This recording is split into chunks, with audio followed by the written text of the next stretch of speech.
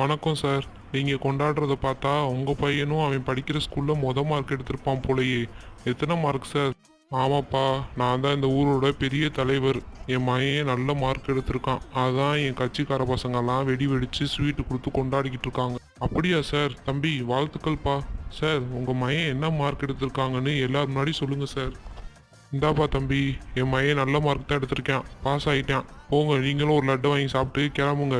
மீடியாக்காரங்களாம் எங்கள் ஊருக்குள்ளே வந்து இவ்வளோ நேரம் இருக்கிறதே தப்பு. பார்த்தீங்களா மேடம், மாவட்டத்தில் ஃபஸ்ட்டு மார்க் வாங்கினவங்களே அமைதியாக இருக்காங்க.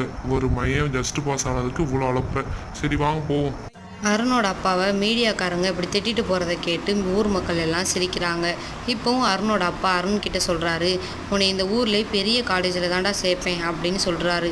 மீனாவோட அம்மாவோ மீனா கிட்ட சொல்கிறாங்க, இந்த ஊர்லேயே நல்ல அரசு கல்லூரியில் தாம்மா உன்னை சேர்க்கணும், அப்போ தான் நம்ம குடும்ப சூழ்நிலைக்கு கரெக்டாக இருக்கும் அப்படின்னு சொல்கிறாங்க.